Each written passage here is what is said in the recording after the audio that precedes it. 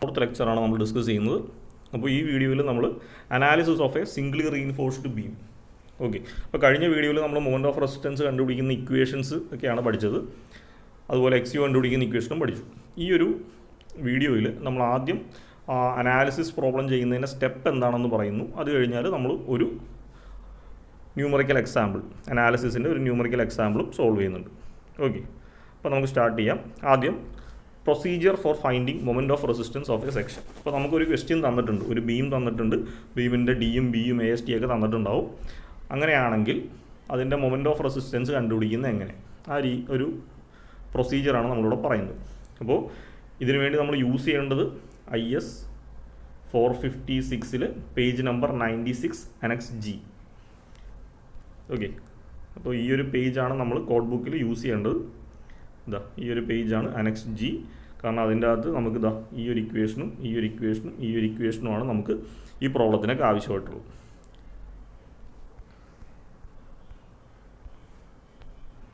അപ്പോൾ step number 1, find the actual neutral axis depth. XU/D കണ്ടുപിടിക്കുക ആദ്യം. അപ്പോൾ XU/D എവിടെ നിന്ന് കണ്ടുപിടിക്കാൻ പറ്റും? നമുക്ക് പേജ് നമ്പർ 96 കിടപ്പുണ്ട്. പേജ് നമ്പർ 96 ഞാൻ പറഞ്ഞായിരുന്നു XU/D is equal to 0.87 FY AST into 0.36 FCK BD² ആണ്. അപ്പോൾ ഇതിൻ്റെ അകത്ത് FY എന്ന് വെച്ചാൽ നമ്മൾ ഉപയോഗിക്കുന്ന സ്റ്റീലിൻ്റെ ഗ്രേഡ്, AST എന്ന് വെച്ചാൽ ടോട്ടൽ സ്റ്റീലിൻ്റെ ഏരിയ, FCK എന്ന് വെച്ചാൽ യൂസ് ചെയ്യുന്ന കോൺക്രീറ്റിൻ്റെ ഗ്രേഡ്, ബിയും ഡിയും ആ ബീമിൻ്റെ ബ്രെഡ്ത്തും ഡെപ്തുമാണ്. അപ്പോൾ അവിടെ നിന്ന് നമുക്ക് XUmax/D കിട്ടും. ഇനി എന്ത് ചെയ്യുക? ഇവിടെ നിന്ന് XU കണ്ടുപിടിക്കുക. XU/D കിട്ടിക്കഴിഞ്ഞാൽ XU കണ്ടുപിടിക്കാനായിട്ട് എന്ത് ചെയ്യുക?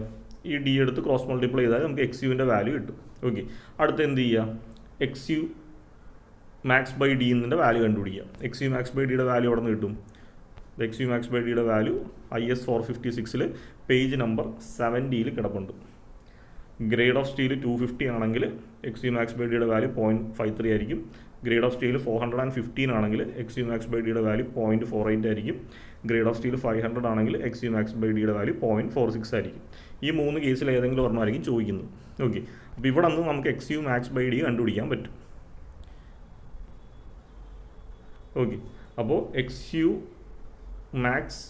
XUmaxനെ തന്നെയാണ് XU ലിമിറ്റ് എന്ന് എഴുതിയിരിക്കുന്നത്.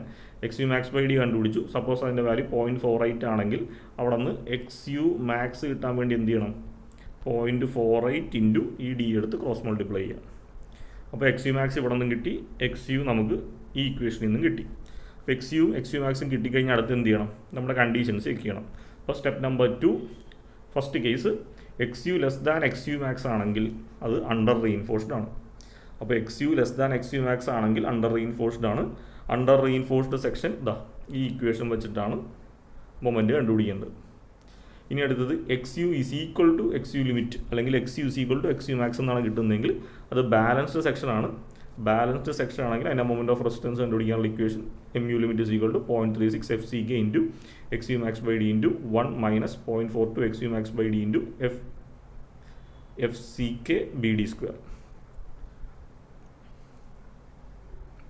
സോറി, ആ FCK അത് ഇവിടെ എഴുതിയിട്ടുണ്ട്. ഓക്കെ, അപ്പോൾ ഇൻറ്റു BD². അപ്പോൾ ആ ഇക്വേഷൻ യൂസ് ചെയ്തിട്ടാണ് നമ്മൾ MU കണ്ടുപിടിക്കുന്നത്. ഇനി മൂന്നാമത്തെ കേസിൽ XU ഗ്രേറ്റർ ദാൻ XUmax എന്നാണ് കിട്ടുന്നതെങ്കിൽ, XU ഗ്രേറ്റർ ദാൻ XUmax ആണെങ്കിൽ എന്താണ്? ഓവർ റീഇൻഫോഴ്സ്ഡ് സെക്ഷനാണ്. ഓവർ റീഇൻഫോഴ്സ്ഡ് സെക്ഷൻ കോഡ് പറയുന്ന പ്രകാരം റീഡിസൈൻ ആണ് ചെയ്യേണ്ടത്. ഓക്കെ, അപ്പോൾ ഈ ഇക്വേഷൻസ് ഒക്കെ എവിടെ നിന്ന് കിട്ടി എന്നുള്ള കൺഫ്യൂഷനൊന്നും വേണ്ട. ഇതെല്ലാം നമ്മുടെ IS 456 പേജ് നമ്പർ 96 കിടപ്പുണ്ട്. പേജ് നമ്പർ 96 ഈ ഒരു സെക്ഷൻ Annex G ക്ലോസ് 38.1 അതിൻ്റെ ലെഫ്റ്റ് സൈഡിലായിട്ട് XU/D കണ്ടുപിടിക്കാനുള്ള ഇക്വേഷൻ, ഇനി MU കണ്ടുപിടിക്കാനുള്ള ഇക്വേഷൻ. ഇതെപ്പോഴാണ്? XU ലെസ് ദാൻ XUmax ആണെങ്കിൽ മൊമെൻറ്റ് കണ്ടുപിടിക്കാനുള്ള ഇക്വേഷനാണിത്. അത് കഴിഞ്ഞാൽ ഈ ഇക്വേഷൻ, ഇത് ബാലൻസ്ഡ് സെക്ഷനാണ്. XU is equal to XUmax ആണെങ്കിൽ ഈ ഇക്വേഷനാണ് യൂസ് ചെയ്യുന്നത്. ഓക്കെ, അപ്പോൾ ആ ഒരു ഇക്വേഷൻസ് ഒക്കെ എവിടെ നിന്നാണ് വന്നതെന്നുള്ളത് ഓർത്ത് കൺഫ്യൂഷൻ അടിക്കുന്നത്. ഇതെല്ലാം കോഡ് ബുക്കിലുണ്ട്. ഓക്കെ, ഇനി നമുക്ക് നമ്മുടെ സെക്കൻഡ് സ്റ്റെപ്പ് കഴിഞ്ഞു. ഓക്കെ, അപ്പോൾ to find moment of resistance of a singly reinforced beam, ഒരു സിംഗിളി റീഇൻഫോഴ്സ്ഡ് ബീമിൻ്റെ മൊമെൻറ്റ് ഓഫ് റെസിസ്റ്റൻസ് കണ്ടുപിടിക്കാനായിട്ട് step number 1, list down all the given datas. ക്വസ്റ്റ്യനിൽ തന്നേക്കുന്ന ബിയും ഡിയും ക്യാപിറ്റൽ D ഈ സ്മോൾ ഡിയും ക്യാപിറ്റൽ ഡിയും തമ്മിലുള്ള വ്യത്യാസം അതൊന്ന് പ്രത്യേകം ശ്രദ്ധിക്കണം. ഒരു ബീമിൻ്റെ ഓവറോൾ ഡെപ്താണ് ക്യാപിറ്റൽ ഡി, അതുപോലെ ഓവറോൾ വിഡ്ത്താണ് നമ്മൾ സ്മോൾ ബി ആയിട്ട് എഴുതുന്നത്. ഇനി സ്മോൾ ഡി എന്താണെന്ന് വെച്ചിട്ടുണ്ടെങ്കിൽ നമ്മൾ താഴെയാണ് ബാറുകൾ കൊടുക്കുന്നത്. ഈ ബാറിൻ്റെ സെൻറ്റർ മുതൽ അതിൻ്റെ ടോപ്പ് വരെയുള്ള ഡിസ്റ്റൻസ് ആണ് സ്മോൾ ഡി. സ്മോൾ ഡി ആണ് എഫക്റ്റീവ് ഡെപ്ത്. ബാക്കിയുള്ള ഈ ബാറിൻ്റെ സെൻറ്റർ മുതൽ താഴത്തോട്ടുള്ള ബാക്കിയുള്ള ഡിസ്റ്റൻസ് ആണ് ഡി ഡാഷ്. അതിനാണ് നമ്മൾ എഫക്റ്റീവ് കവർ എന്ന് പറയുന്നത്. അപ്പോൾ ക്വസ്റ്റ്യനിൽ ചിലപ്പോൾ കവർ അല്ലെങ്കിൽ എഫക്റ്റീവ് കവർ തരും. ഈ കവറും എഫക്റ്റീവ് കവറും തമ്മിലുള്ള വ്യത്യാസം പ്രത്യേകം ശ്രദ്ധിക്കുക. കവർ എന്ന് പറഞ്ഞിട്ടുണ്ടെങ്കിൽ ഈ ബാറിൻ്റെ താഴെ മുതൽ ഈ ഒരു ഡിസ്റ്റൻസ് ആണ് കവർ. ബാറിൻ്റെ ഏറ്റവും താഴത്തെ പോയിന്റ് മുതൽ ബാക്കിയുള്ള ഡിസ്റ്റൻസ് ആണ് കവർ. എഫക്റ്റീവ് കവർ എന്ന് വെച്ചാൽ ബാറിൻ്റെ സെൻറ്റർ മുതൽ താഴത്തോട്ടുള്ള ഡിസ്റ്റൻസ് ആണ് എഫക്റ്റീവ് കവർ. ഓക്കെ, അപ്പോൾ അതൊക്കെ നമുക്ക് പ്രോബ്ലം ചെയ്യുന്നതനുസരിച്ച് ഞാൻ കറക്റ്റായിട്ട് എക്സ്പ്ലെയിൻ ചെയ്തോളാം. അപ്പോൾ അങ്ങനെ ഓരോ പോയിന്റ് എക്സ്പ്ലെയിൻ ചെയ്യുക. ഇനി എ എസ് ടി കണ്ടുപിടിക്കുക. എ എസ് ടി കണ്ടുപിടിക്കേണ്ടത് എന്താണ്? നമുക്ക് സർക്കുലർ ബാറാണ് ഉപയോഗിക്കുന്നത്. അപ്പോൾ സർക്കുലർ ബാറിൻ്റെ ഏരിയ π/4 × d² ആണ്. ഇനി എത്ര നമ്പർ ഓഫ് ബാർ ഉണ്ടോ അത്രയും നമ്പർ ഓഫ് ബാർ വെച്ച് മൾട്ടിപ്ലൈ ചെയ്യാം. അത് ചെയ്യുമ്പോൾ നമുക്ക് എ എസ് ടി കിട്ടും, ഏരിയ ഓഫ് സ്റ്റീൽ കിട്ടും. ഓക്കെ, ഇനി അടുത്ത step number 2, find the actual neutral axis. ഈ ഇക്വേഷൻ യൂസ് ചെയ്തിട്ട് പേജ് നമ്പർ 96 ഈ ഇക്വേഷൻ യൂസ് ചെയ്തിട്ട് XU ആദ്യം കണ്ടുപിടിക്കുക. അതാണ് ആക്ച്വൽ ന്യൂട്രൽ ആക്സിസ് ഡെപ്ത്. ഇനി എന്ത് ചെയ്യുക? Step number 3 find the maximum depth or limiting neutral axis depth. XU max കണ്ടുപിടിക്കുക. പേജ് നമ്പർ 70 ഇക്വേഷൻ യൂസ് ചെയ്തിട്ട് XU മാക്സിമം കണ്ടുപിടിക്കുക.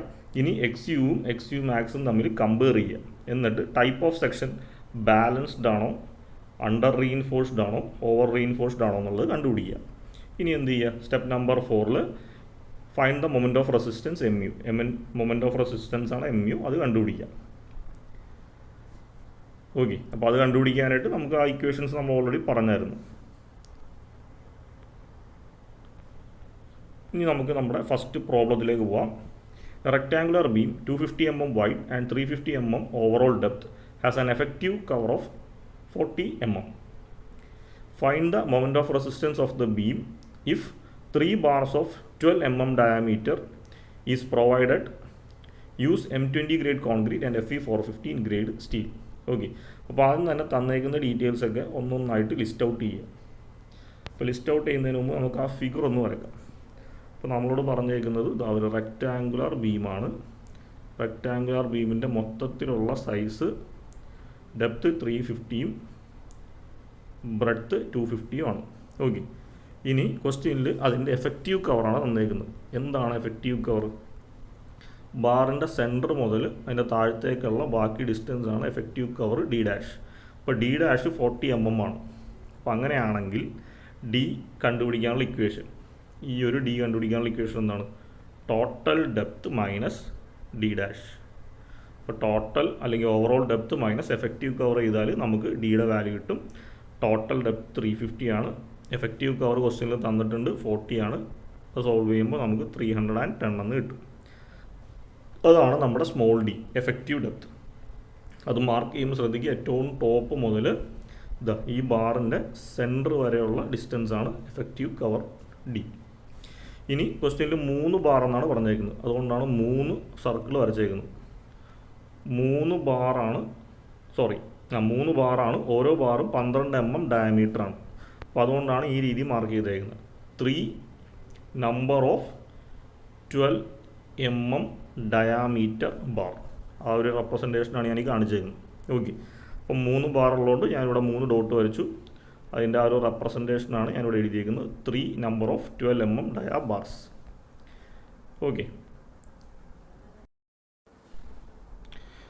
ഓക്കെ, ഇനിയിപ്പോൾ നമുക്ക് തന്നേക്കുന്ന ഡീറ്റെയിൽസൊക്കെ ഓരോന്നെടുത്ത് എഴുതുക. ഗിവൺ ഡാറ്റയിൽ breadth B = 350 mm, overall depth capital D = 350 mm, effective cover ക്വസ്റ്റ്യനിൽ തന്നിട്ടുണ്ട് 40 mm, അതിന് നമുക്ക് D ഡാഷ് എന്ന് കൊടുക്കാം. ഇനി ഗ്രേഡ് ഓഫ് സ്റ്റീൽ എന്ന് വെച്ചാൽ ഇതാണ് 415 സ്റ്റീൽ എന്നാണ് പറഞ്ഞേക്കുന്നത്. Fe415 സ്റ്റീൽ എന്ന് വെച്ചാൽ സ്റ്റീലിൻ്റെ ഗ്രേഡാണ്. അപ്പോൾ അതിൻ്റെ സ്ട്രെസ് Fy = 415 Nm/mm². ആ രീതിയിലാണ് അത് എഴുതുന്നത്. അതേപോലെ ഗ്രേഡ് ഓഫ് കോൺക്രീറ്റ് M20 എന്നാണ് പറഞ്ഞേക്കുന്നത്. അപ്പോൾ കോൺക്രീറ്റിൻ്റെ ക്യാരക്ടറിസ്റ്റിക് സ്ട്രെങ്ത് FCK എന്നാണ് നോട്ടേറ്റ് ചെയ്യുന്നത്. FCK = 20 Nm/mm². ഓക്കെ, അപ്പോൾ grade of steel 415 Nm/mm², grade of concrete FCK is equal to 20 Nm/mm². ഇത് കറക്റ്റായിട്ട് എഴുതുക. ഓക്കെ, ഇനി അടുത്തത് സ്മോൾ ഡി കണ്ടുപിടിച്ച ആ ഒരു പ്രൊസീജിയറാണ്. സ്മോൾ ഡി എന്ന് വെച്ചാൽ എഫക്റ്റീവ് ഡെപ്ത് ആണ്, which is equal to capital D minus D dash. Capital D എന്ന് പറയുമ്പോൾ ഓവറോൾ ഡെപ്ത് 350, എഫക്റ്റീവ് കവർ ക്വസ്റ്റനിൽ തന്നിട്ടുണ്ട്, അത് മൈനസ് ചെയ്യുമ്പോൾ 310 എന്ന് കിട്ടും. ഓക്കെ, ഇനി AST കാൽക്കുലേറ്റ് ചെയ്യണം, ഏരിയ ഓഫ് സ്റ്റീൽ കാൽക്കുലേറ്റ് ചെയ്യണം. അപ്പോൾ AST ഈസ് ഈക്വൽ ടു ഒരു ബാറിൻ്റെ ഏരിയ കണ്ടുപിടിക്കാനായിട്ട് π/4 × d², മൊത്തത്തിൽ 3 ബാർ ഉണ്ട്. ഓക്കെ, ഇവിടെ π/4 ബാറിൻ്റെ ഡയമീറ്റർ 12 ആണ് വന്നിരിക്കുന്നത്. π/4 × 12² ഇൻറ്റു ടോട്ടൽ 3 ബാർ. അപ്പോൾ π/4 × 12² × 3 ചെയ്യുമ്പോൾ 339.29 mm² കിട്ടും AST. ഓക്കെ, ഇനി അടുത്തത് സ്റ്റെപ്പ് നമ്പർ 2 ആണ്. സ്റ്റെപ്പ് നമ്പർ 2ൽ നമുക്ക് എന്താണ് XU കണ്ടുപിടിക്കണം അല്ലേ. ആക്ച്വൽ ന്യൂട്രൽ ആക്സിസ് ഡെപ്ത് കണ്ടുപിടിക്കാനാണ് ഈ ഒരു സ്റ്റെപ്പിൽ വരുന്നത്. അപ്പോൾ ഈ ഒരു സ്റ്റെപ്പിൽ ഞാൻ ഇവിടെ സൈഡിൽ എഴുതിയിട്ടുണ്ട് IS 456 പേജ് നമ്പർ 96 എന്ന്. കാരണം IS 456 പേജ് 96 ഈ ഒരു ഇക്വേഷനാണ് നമ്മൾ എടുക്കുന്നത്. XU max by D is equal to 0.87 FY AST into divided by 0.36 FCK into B into D. അപ്പോൾ XU max by D is equal to നമ്മുടെ ഇക്വേഷൻ എഴുതി 0.87 അതുപോലെ എഴുതി. FY 415 ആണ്. AST നമ്മളിപ്പോൾ കണ്ടുപിടിച്ചു 339.29. 0.36 അതുപോലെ എഴുതി. FCK 20 ആണ്. ബിയും ഡിയും B 250 ആണ്. ഇനി പ്രത്യേകം ശ്രദ്ധിക്കുക, നമ്മുടെ എല്ലാ കാൽക്കുലേഷനിലും മൊമെൻറ്റ് കണ്ടുപിടിക്കാനുള്ള എല്ലാ കാൽക്കുലേഷനിലും നമ്മൾ സ്മോൾ ഡി ആണ് എടുക്കുന്നത്. എഫക്റ്റീവ് ഡെപ്ത് ആണ് ബീമിൻ്റെ ഡിസൈനും അനാലിസിസിനൊക്കെ നമ്മൾ യൂസ് ചെയ്യുന്നത്. ക്യാപിറ്റൽ ഡി നമ്മൾ എടുക്കാറുണ്ട്, അത് ചില പോയിന്റിലേ ഉള്ളൂ, അത് പ്രത്യേകം ഞാൻ മെൻഷൻ ചെയ്യാം. അപ്പോൾ സ്മോൾ ഡി വേണം എടുക്കാൻ 310. അത് സോൾവ് ചെയ്യുമ്പോൾ നമുക്ക് XU max by ഡിയുടെ വാല്യൂ 0.219 എന്ന് കിട്ടും. ഓക്കെ, അവിടെ നിന്ന് XU കണ്ടുപിടിക്കാനായിട്ട് എന്ത് ചെയ്യുക, XU is equal to 0.219 കിട്ടി ഇൻറ്റു ഈ ഡിനോമിനേറ്ററിലുള്ള ഡി ക്രോസ് മൾട്ടിപ്ലൈ ചെയ്യുമ്പോൾ ഇൻറ്റു ഡി.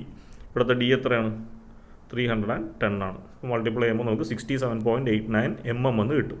ഓക്കെ, ഇവിടെ പ്രത്യേകം ശ്രദ്ധിക്കുക, നമ്മളെല്ലാം MM-ലാണ് കാൽക്കുലേറ്റ് ചെയ്യുന്നത്.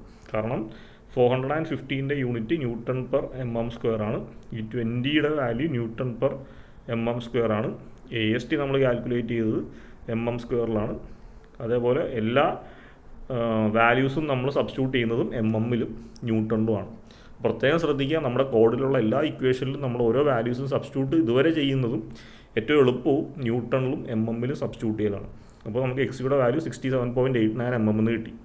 ഇനി അടുത്തത് step number 3, XU max by D കണ്ടുപിടിക്കണം. അപ്പോൾ XU max by D കണ്ടുപിടിക്കുന്നതിന് സൈഡിൽ ഞാൻ എഴുതിയിട്ടുണ്ട് IS 456 പേജ് നമ്പർ 70. അപ്പോൾ IS 456 പേജ് നമ്പർ 70 ഏറ്റവും താഴെയുള്ളൊരു ടേബിളാണിത്. ഇവിടെ ഗ്രേഡ് ഓഫ് സ്റ്റീലാണ് FY, അതിന് കറസ്പോണ്ടിങ് ആയിട്ടുള്ള XU max by D എന്ന് തന്നിട്ടുണ്ട്. അപ്പോൾ നമ്മുടെ ഈ ക്വസ്റ്റ്യനിൽ നമുക്ക് ഗ്രേഡ് ഓഫ് സ്റ്റീൽ 415 ആണ് തന്നിരിക്കുന്നത്. അപ്പോൾ XU max by Dയുടെ വാല്യൂ എത്രയാണ്, 0.48 ആയിരിക്കും. ഈ ഒരു ടേബിൾ നമുക്ക് ഡയറക്റ്റ് ആയിട്ട് XU max by Dയുടെ വാല്യൂ കണ്ടുപിടിക്കാൻ പറ്റും. അപ്പോൾ ആ ഒരു വാല്യൂ ആണ് ഇവിടെ എടുത്ത് എഴുതിയിരിക്കുന്നത്. XU max by D is equal to 0.48. ഇത് FY 415 ഗ്രേഡിൻ്റെ സ്റ്റീൽ 415 ആയതുകൊണ്ടാണ് 0.48. ഓക്കെ, ഇനി എന്ത് ചെയ്യുക, നേരത്തെ പോലെ XU max കണ്ടുപിടിക്കാനായിട്ട് എന്ത് ചെയ്യുക, XU max is equal to 0.48. ഇവിടുത്തെ ഡി എടുത്ത് ക്രോസ് മൾട്ടിപ്ലൈ ചെയ്താൽ ഇൻറ്റു ഡി. ഡിയുടെ വാല്യൂ വീണ്ടും 310 എടുക്കേണ്ടത് ശ്രദ്ധിക്കുക. ഇത് മൾട്ടിപ്ലൈ ചെയ്യുമ്പോൾ XU max നമുക്ക് 148.8 mm എന്ന് കിട്ടും. ഓക്കെ, അപ്പോൾ XU നമുക്ക് 67ഉം XU max 148ഉം കിട്ടി. എന്ന് വെച്ചാൽ അതിൻ്റെ അർത്ഥം എന്താണ്, XU less than XU max എന്നാണ് കിട്ടിയത്. അപ്പോൾ അതവിടെ എഴുതുക. Since XU less than XU max, that is 67.89 is less than 148.8 mm. Section എന്താണ്, therefore it is an under reinforced section. Under reinforced സെക്ഷനാണ് തന്നേക്കുന്നത്. അപ്പോൾ അണ്ടർ റീഇൻഫോഴ്സ്ഡ് സെക്ഷൻ ആണെങ്കിൽ നമ്മൾ ഏത് ഇക്വേഷനാണ് എടുക്കേണ്ടത്, അണ്ടർ റീഇൻഫോഴ്സ്ഡ് ആണെങ്കിൽ ഈ ഇക്വേഷൻ വേണം മൊമെൻറ്റ് കണ്ടുപിടിക്കാനായിട്ട് എടുക്കാൻ. അപ്പോൾ XU less than XU max എന്നാണ് കിട്ടുന്നതെങ്കിൽ അണ്ടർ റീഇൻഫോഴ്സ്ഡ് ആണ്. അണ്ടർ റീഇൻഫോഴ്സ്ഡ് ആണെങ്കിൽ ഈ ഇക്വേഷൻ വെച്ചിട്ട് വേണം നമ്മൾ മൊമെൻറ്റ് ഓഫ് റെസിസ്റ്റൻസ് കണ്ടുപിടിക്കാൻ. അപ്പോൾ അങ്ങനെ step number 4 finding the moment of resistance. വീണ്ടും എവിടെ നിന്നാണ്, IS 456 2000 പേജ് 96 ഈ equation MU is equal to 0.87 FY AST D into 1 minus AST FY into BD FCK. Values എല്ലാം കറക്റ്റായിട്ട് സബ്സ്റ്റിറ്റ്യൂട്ട് ചെയ്യുക. FYയുടെ വാല്യൂ 415, AST നമ്മൾ കണ്ടുപിടിച്ചു, D 310, AST നമ്മൾ കണ്ടുപിടിച്ചു, FY 415, ബിയും ഡിയും എഫക്റ്റീവ് ഡെപ്താണ് കൊടുക്കേണ്ടത്. എഫ് സിയുടെ വാല്യൂ 20. സോൾവ് ചെയ്യുമ്പോൾ നമുക്ക് കിട്ടുന്നത് M U is equal to 34.52 into 10⁻⁶ newton M M. Newton M എമ്മിലാണ് കിട്ടുന്നത്. ഓക്കെ, ഇതിൻ്റെ ഈ 10⁻⁶ എടുത്ത് കളഞ്ഞാൽ നമുക്കതിനെ കിലോ ന്യൂട്ടൺ മീറ്ററിലേക്ക് കൺവേർട്ട് ചെയ്യാം. അപ്പോൾ കിട്ടുന്ന ആൻസർ നമുക്ക് ഏത് യൂണിറ്റ് വേണമെങ്കിലും എഴുതാം. പക്ഷേ കിട്ടുന്നത് ഈ ഇക്വേഷൻ സോൾവ് ചെയ്യുമ്പോൾ നമ്മൾ സബ്സ്റ്റിറ്റ്യൂട്ട് ചെയ്തേക്കുന്ന എല്ലാ ന്യൂട്ടണിലും എം എമ്മിലും ആയതുകൊണ്ട് നമുക്ക് മൊമെൻറ്റ് കിട്ടുന്നത് ന്യൂട്ടൺ എം എമ്മിലായിരിക്കും. Therefore, the moment of resistance is equal to 34.52 into 10⁻⁶ Newton mm, which is equal to 34.52 kilonewton meter. Okay, അപ്പോൾ ഇതാണ് ഈ ഒരു മൊമെൻറ്റ് ഓഫ് റെസിസ്റ്റൻസ് കണ്ടുപിടിക്കുന്ന പ്രോബ്ലം. അതായത് സിംഗ്ലി റീഇൻഫോഴ്സ്ഡ് ബീമിൻ്റെ മൊമെൻറ്റ് ഓഫ് റെസിസ്റ്റൻസ് കണ്ടുപിടിക്കുന്ന ടൈപ്പ് ക്വസ്റ്റ്യൻ. ഓക്കെ, അപ്പോൾ നിങ്ങൾക്ക് എന്തെങ്കിലും ഡൗട്ട്സോ ക്വയറീസോ ഉണ്ടെങ്കിൽ കമൻറ്റ് ചെയ്യുക. Thank U.